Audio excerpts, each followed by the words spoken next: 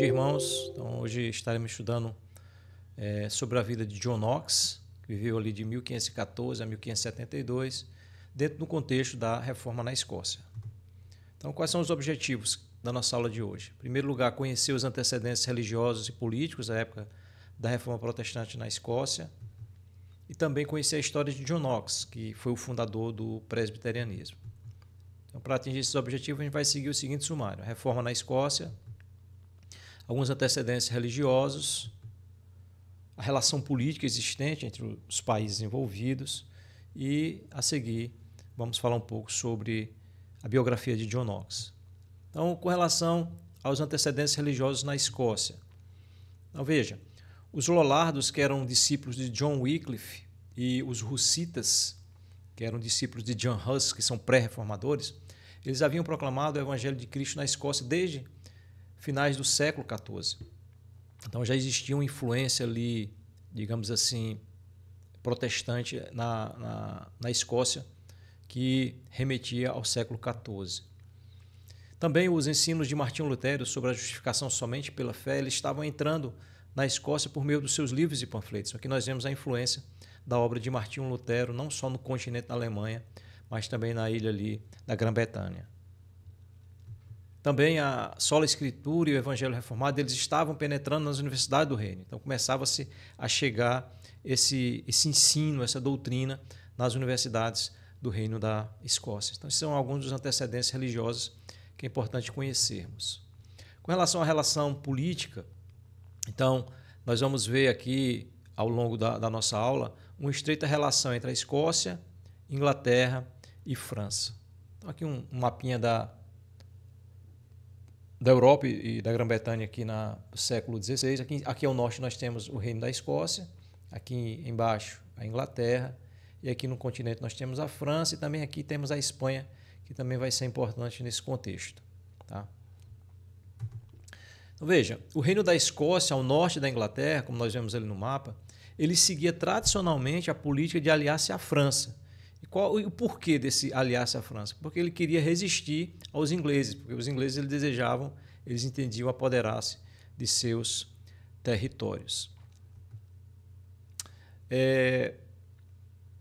O que acontecia? Na Escócia do século XVI, nós tínhamos dois grupos de nobres. Um grupo que entendia que deveria aproximar-se da Inglaterra e existia um grupo que entendia que deveria manter a política tradicional de estar junto à França. Estou falando isso porque a gente vai entender um pouquinho agora quando entra na questão dos reis.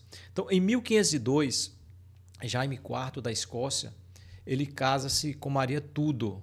Quem era essa Maria Tudor? Essa Maria Tudor era filha de Henrique VII, rei da Inglaterra. Então, a gente vê aqui que já queria-se uma aproximação entre a Escócia e a Inglaterra. Henrique VIII, filho de Henrique VII, o que é que acontece? Ele buscando essa aproximação com o reino da Escócia, ele oferece a Jaime V, que foi filho de Jaime IV, com Margarida Tudor, a mão de sua filha, Margarida Tudor, a mão de sua filha Maria Tudor, que foi filha do seu casamento com Catarina de Aragão, buscando essa aproximação. Contudo, Jaime V ele se recusa a casar-se com Maria Tudor e casa-se com Maria de Guise, que era da França. Como eu falei, existiu o grupo que ele chamava francólicos, que queriam uma aproximação com a França. Então ele volta à política tradicional e, a partir daí, ele estabelece uma oposição ao rei Henrique VIII, principalmente com relação ao papado e com relação a questões religiosas. Como nós sabemos, Henrique VIII, em um determinado momento da vida dele, ele rompe com a Igreja Católica Romana e se declara como chefe supremo da Igreja na Inglaterra.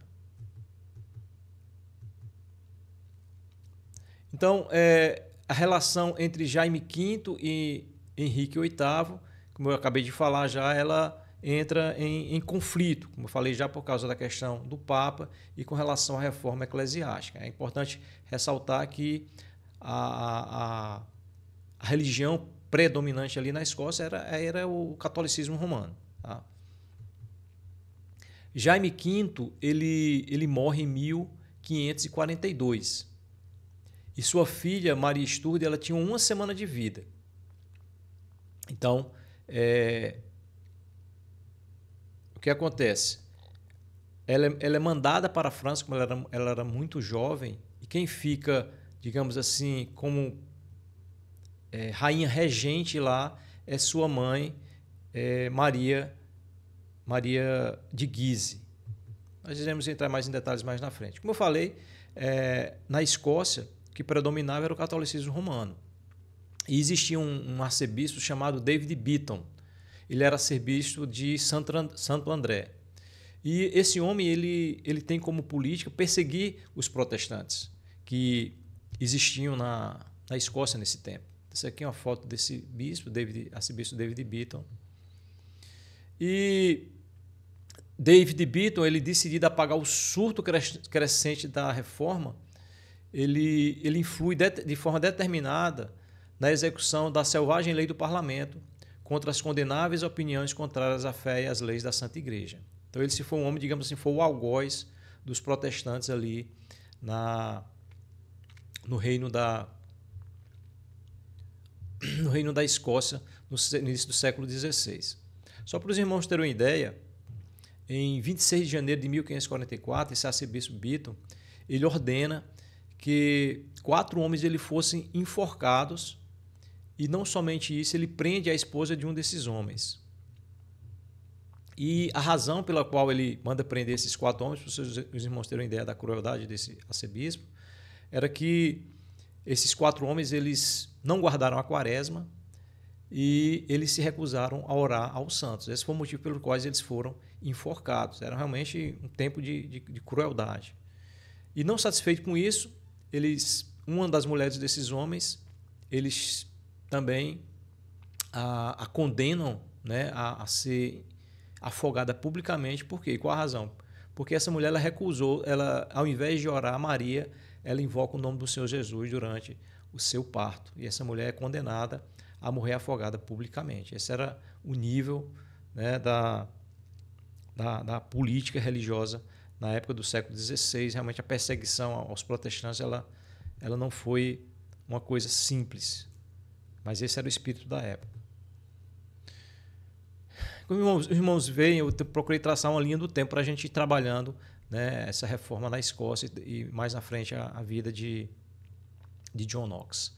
Então, em maio de 1546, um grupo de protestantes apodera-se do castelo de Santo André e mata esse arcebispo David Beaton.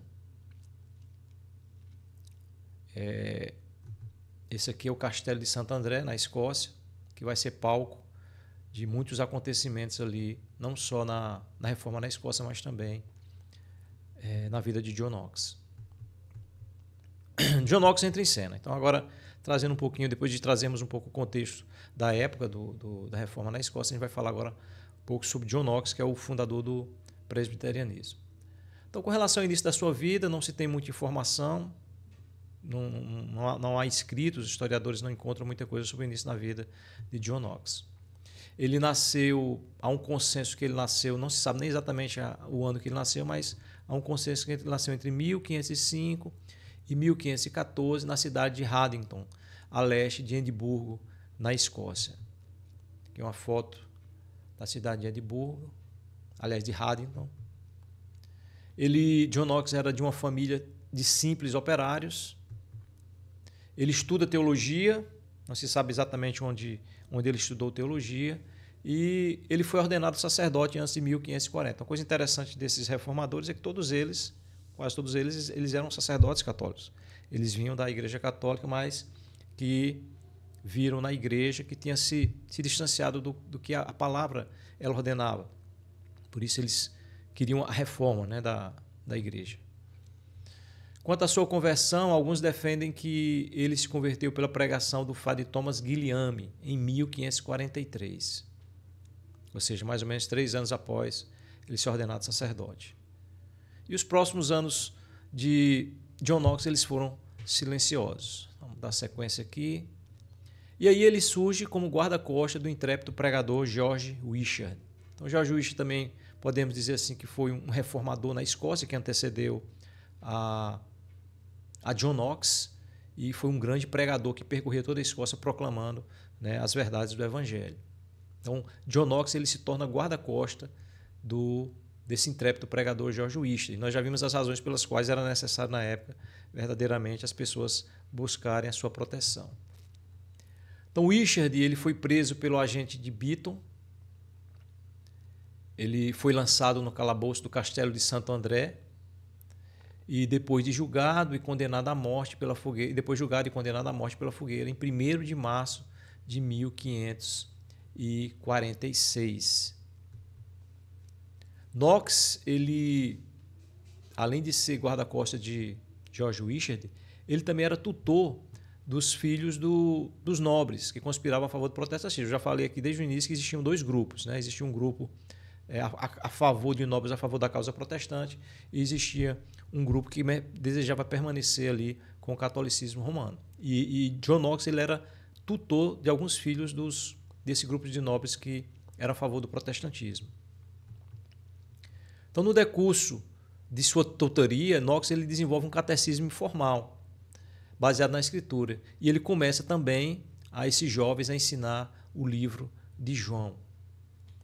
E aí chega a notícia que nas primeiras horas de 29 de maio de 1546, ou seja, se os irmãos observarem ali, março, abril, maio, 2 meses após a morte do pregador George Wishart, diversos filhos de nobres eles conseguiram entrar no castelo de Santo André e assassinaram o cardeal David Beaton.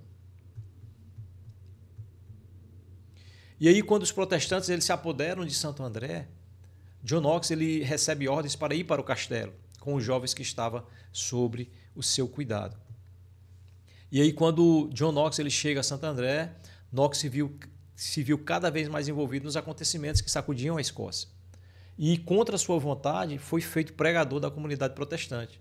E, a partir daí, ele foi o principal porta-voz da causa reformada na Escócia. Então, nós vemos Knox começando a tomar um protagonismo na reforma na Escócia. É interessante que, a semelhança de João Calvino, John Knox ele não queria ser pregador, ele queria ir para a Alemanha e continuar seus estudos em teologia. E dentro desse contexto de esses jovens da causa protestante encastelados lá no castelo de St. Andrew, Santo André, eles escreviam cartas para o rei Henrique VIII, né, que nessa época já tinha começado ali a reforma na Inglaterra, e imploravam um amparo militar à coroa inglesa. Enquanto Maria de Guise, que era a rainha regente, ela pedia apoio à corte francesa, né? Contudo, esse aqui é o rei Henrique VIII. Contudo, o rei Henrique ele não envia auxílio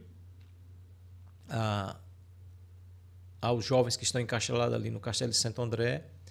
E a Maria de Guise ela consegue um apoio da França. E a França envia, se eu não estou enganado, 21 galés, uma armada, né? E em 31 de julho de 1547, após ali 1 ano e 2 meses encastelados, Knox e o Castilhos eles rendem-se às forças de Maria de Guise, que foram apoiados pelos franceses. Aqui é Maria de Guise, que era a rainha regente da Escócia. Knox e vários outros foram condenados a remar nas galés francesas. E durante 19 meses, o futuro reformador sofreu mais cruéis rigores. Então, é relatado que nessa escravidão aí, durante esses 1 ano e 7 meses, a comida era de péssima qualidade, se tomava água podre, fora os rigores, né, do trabalho. E isso aí teve, esse tempo como escravo nessas galés, teve consequências na saúde de John Knox para o resto da vida dele.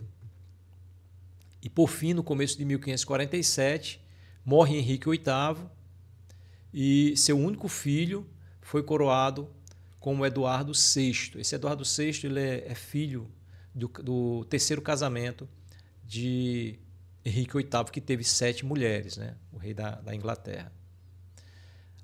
Após mais de 1 ano e meio de negociações, os conselheiros protestantes da corte de Eduardo conseguiram a libertação de Knox. Então, após 1 ano e 7 meses nessas galéias escravizadas, John Knox ele consegue a sua liberdade, que é uma foto do rei Eduardo VI. E em fevereiro de 1549, Knox, livre novamente em solo britânico, ele foi recebido com entusiasmo por líderes que buscavam fazer a reforma na igreja na Inglaterra. Então, Knox, ao ser libertado, ele vai para a Inglaterra, que estava ali a todo vapor a reforma protestante. Contudo, a morte de Eduardo VI, em 1553, foi seguida da coroação de sua meia-irmã, Maria Tudor, que prontamente mereceu o título de Maria a Sanguinária, ou conhecida também como Blood Mary em inglês, né? Essa Maria Tudor, ela era filha do primeiro casamento de Henrique VIII, de Henrique VIII com Catarina de Aragão. E ela era católica, né? E ela permaneceu católica mesmo durante esse tempo.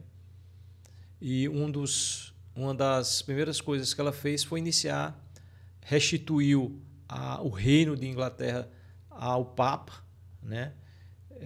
Revogou todas as decisões do seu pai e do seu irmão e retornou à política da Igreja Católica Romana e iniciou uma terrível perseguição contra os protestantes. Disse que ela condenou à fogueira 288 protestantes. E com isso, John Knox, essa aqui ela conhecia Maria Tudor, na foto dela. John Knox ele foge para salvar sua vida e ruma para o continente europeu. Ele foge da ilha ali e vai para o continente europeu. Então Knox ele parte então para a Suíça e ali ele passa algum tempo com Calvino em Genebra e em Zurique com Bullinger, o sucessor de Zwinglio, né? Além disso, fez visitas à Escócia para fortalecer os crentes que tinha deixado no país. Então é ali na Suíça, principalmente com Calvino, que ele começa a estudar em profundidade a teologia protestante. Aqui uma foto de John Knox e de Bullinger. E em 24 de setembro de 1554, Knox ele recebe o convite para pastorear uma igreja de língua inglesa em Frankfurt. E ele, encorajado por Calvino, ele aceita o convite. Logo ele descobre, porém, que a igreja lá em Frankfurt ela era dominada por aqueles que insistiam em uma forma anglicana de culto. E para Knox, a liturgia central anglicana tinha pouca diferença da idólatra missa do catolicismo romano. Então Knox ele era uma pessoa que ele tinha de convicções fortes e ele entendia que aquela liturgia da igreja anglicana ela nada mais era do que uma continuação da idólatra missa do catolicismo romano. Por isso, só a título de exemplo, para os irmãos verem, no livro se não me engano, de oração comum, dizia-se que ao ser entregue à ceia, as pessoas teriam que se ajoelhar. E ele dizia que aquilo ali não estava correto, era uma idolatria, né? Então, Knox ele era um homem de posições fortes. E aí se descobre um plano para tirar a vida dele ali em Frankfurt e ele volta. Calvino convida novamente a voltar a Genebra e ali ele assume os deveres pastorais e de pregação entre os refugiados de língua inglesa daquela cidade. As pessoas que estavam fugindo da Inglaterra por causa do governo de Maria Tudor, a Sanguinária. O tempo passado em Genebra foi para Knox de formação para a sua vida. Então Knox, ao referir-se à Universidade de Genebra, ele diz o seguinte: é a escola mais perfeita de Cristo sobre a terra desde o dia dos apóstolos. Porém, o amor de Knox pela Escócia fazia com que ele ansiasse retornar à terra natal. Ele dizia o seguinte, aqui é uma citação dele: sinto um soluço e um gemido desejoso que Cristo Jesus seja pregado abertamente em minha terra nativa, ainda que para isso seja necessário perder minha miserável vida. É atribuída a John Knox aquela frase que diz assim: dá-me a Escócia, senão morro. Alguns dizem que aquilo ali ele parafraseou Raquel, né, que diz lá: dá-me um filho, senão morro. Mas a gente vê em Knox um amor, uma paixão pela a pátria dele e o desejo de ver aquela nação proclamando somente ao Senhor Jesus.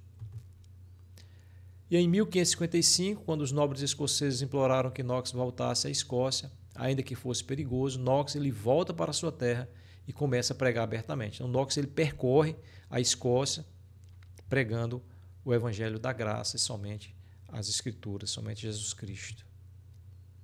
E durante a incursão dessa encruzada de pregação, Knox ele também aproveita a oportunidade para casar-se com sua noiva, Marjorie Bowles.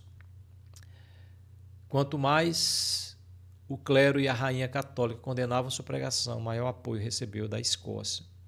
Então é interessante que Marjorie Bowles, quando Knox ele foge, ele é liberto da escravidão, ele vai para a Inglaterra e ele vai para uma igreja ali próxima à fronteira da Inglaterra com a Escócia. Na sua pregação ali, uma das primeiras pessoas a se converterem foi Elizabeth e Marjorie Bowles. Essa Elizabeth era mãe, sua sogra, né? E Marjorie Bowles foi sua primeira esposa. Knox ele teve 2 esposas. Essa Marjorie Bowles morre ali 8 anos antes do falecimento de John Knox. Maria Tudor ela morre em 1558, teve um reinado ali de aproximadamente 5 anos. Maria Tudor, rainha da Inglaterra.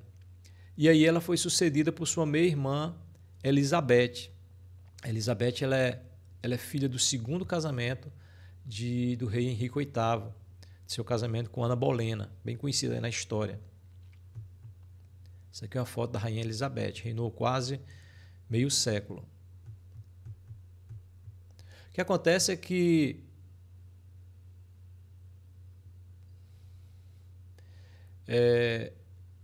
John Knox ele é instado a retornar a Genebra e ele continua seu ministério junto a Calvino de 1556 a 1559.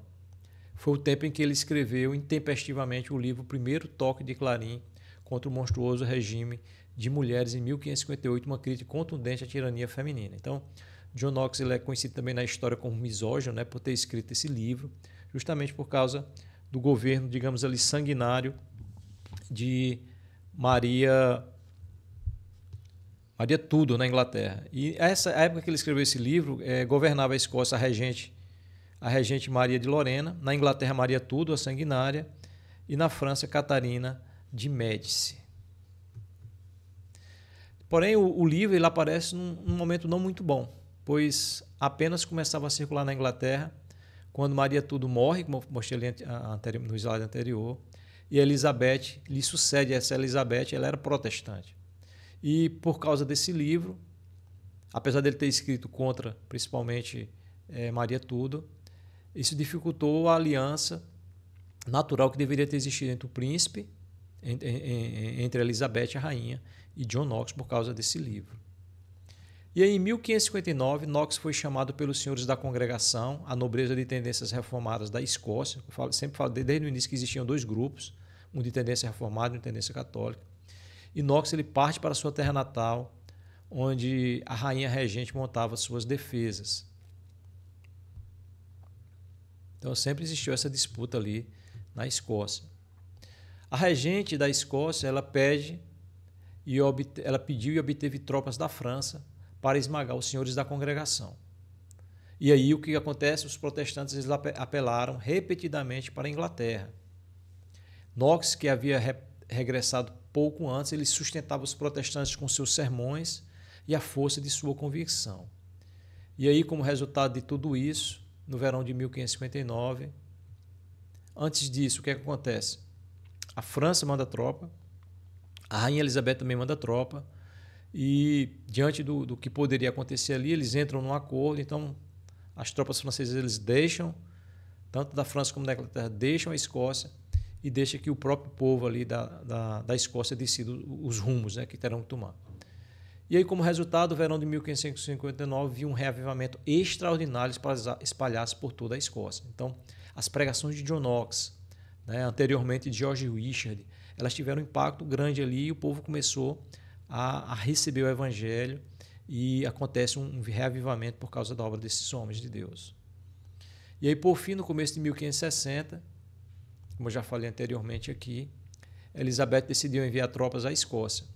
E, mediante um tratado, decidiu-se que tanto os ingleses como os franceses eles abandonariam o solo escocês e que os naturais desse país seriam donos do seu próprio destino. Em julho de 1560, os senhores da congregação, nobres da terra, e membros do parlamento escocês abraçaram a bandeira de Knox e o evangelho da reforma. Então, eles comissionam John Knox a formar um comitê de teólogos que formulasse uma confissão de fé, conhecida como Confissão de Fé Escocesa. Em 4 dias, John Knox e esse comitê de 5 completaram a confissão escocesa. E em agosto de 1560, o parlamento, entusiasmado, voltou para aprovar a confissão protestante. E aí, logo começaram a aparecer diferenças entre John Knox e os Lords, né? Que até então apoiavam a causa da reforma. E por quê? Porque os Lords eles queriam interesses, digamos assim, financeiros, né? Queriam se apropriar dos recursos que era da igreja, enquanto John Knox não. John Knox queria que aqueles recursos eles fossem empregados para a educação e para auxílio aos pobres, e aí começou a haver essa divergência entre John Knox e os Lords. O que acontece é que os nobres eles decidem convidar Maria Stuart, que lembram lá no início que o príncipe Jaime V morre, e Jaime V, e ela tinha apenas 1 semana de vida, ela é mandada para a França, para ser educada na França, e lá ela casa com o rei Francisco II. E o rei Francisco II morre quando ela tinha 18 anos. Esses nobres eles decidem chamar Maria Stuart, filha de Jaime V e Maria de Guise, para regressar ao país e reclamar o trono, que pertencia a ela por herança de seu pai. Ela chega à Escócia em 1561. Desde o princípio, que é a foto de Maria Stuart, então desde o princípio a rainha Maria Stuart insistiu em celebrar uma missa em sua capela privada. E o reformador começou a bradar contra a idolatria dessa nova Jezabel. Como eu falei, John Knox ele era um homem de posições fortes e ele, digamos assim, ele era muito firme nas assertivas dele. Nós tínhamos um parlamento, veja a confusão, um parlamento protestante e uma rainha católica. E em seus confrontos com a rainha, Knox não moveu um fio quanto à questão da centralidade de Cristo e do Evangelho. Então, Knox ele não abria mão das suas posições, mesmo muitas vezes correndo risco de vida. Enquanto isso, Knox e seus colaboradores se ocupavam em organizar a Igreja Reformada na Escócia, que tomou a forma de governo semelhante ao presbiterianismo posterior. Então, em cada igreja elegiam-se presbítero e também ministro. Então, Knox ele é conhecido como o fundador do presbiterianismo justamente por isso, porque a partir dos seus estudos na Escócia, em Genebra, com Martinho Lutero, ele estudou sobre governo de igreja, estudou sobre liturgia, e ele entendia que a forma correta de governo é aquela que está lá na Bíblia, no Novo Testamento, no livro de Atos, que era a eleição de presbíteros na igreja local e também de ministros. Então, o que distingue a igreja presbiteriana das demais igrejas é o sistema, ela é conhecida presbiteriana por causa do seu sistema de governo. Então, ele escreve o livro de disciplina, o livro de ordem comum e a confissão escocesa. E todos esses livros eles foram os pilares sobre os quais Knox construiu a sua nova igreja. Na Escócia, o exílio de Maria Stuart não pôs fim às contendas entre os diversos partidos. Então, Maria Stuart ela entra em uma série de conflitos, de confusões lá na Escócia, e ela vai para a Inglaterra. Mas mesmo assim continuam as contendas entre os diversos partidos. E aí Knox ele apoiou o regente Murray, porém a luta estava muito árdua entre esses partidos quando Knox ele sofre um ataque de paralisia e teve de retirar-se da vida ativa. Quando ficou sabendo da matança de São Bartolomeu na França, aquele episódio triste que acontece lá na França, Knox fez um esforço sobre-humano para regressar ao púlpito, de onde avisou a seus compatriotas de igual sorte lhe aguardava se fraquejassem na luta. Segunda-feira, 24 de novembro de 1572, foi um dia em que Knox, em seu leito de morte, ouviu sua esposa ler o capítulo 17 de João. Muitos dizem que esse foi... Não se fala muito sobre a conversão de Knox, mas muitos dizem que esse foi um texto que realmente teve impacto na sua conversão. Diz assim: onde lançou primeiramente a sua âncora. E em 1 Coríntios 15, sobre a ressurreição, aqui ele comentou: não é este um capítulo de grande consolo? Ouviu também a leitura de sermões de Calvino em Efésios. Finalmente deu um profundo suspiro e disse: agora chegou. Vem, Senhor Jesus, doce Jesus, em tuas mãos entrego meu espírito.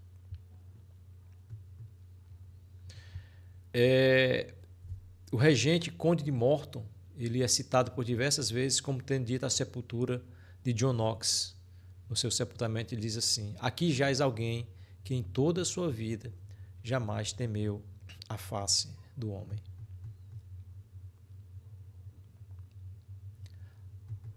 Algumas aplicações, irmãos, para a nossa vida, sobre a vida de John Knox, né, e de tantos outros que Deus usou ao longo da história para a edificação do seu reino. Uma delas é que Deus é quem conduz a história da sua igreja como apraz e para seu propósito.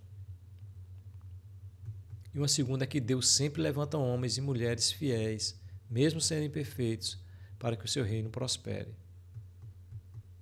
Como conclusão aqui, trazer um texto que foi lido ali no leito de morte de John Knox, que diz assim, João 17,3: e a vida eterna é esta, que te conheçam a ti, o único Deus verdadeiro, e a Jesus Cristo a quem enviaste. Isso aqui foi a fonte de consulta que foi utilizada. Então, irmãos, isso aqui foi uma breve, rápida história, relato da reforma na Escócia e também da vida de John Knox, esse homem que Deus usou, apesar das suas fraquezas, apesar das suas limitações, para estabelecer ali a reforma protestante no reino da Escócia. Tá bom? Deus abençoe. Até a próxima.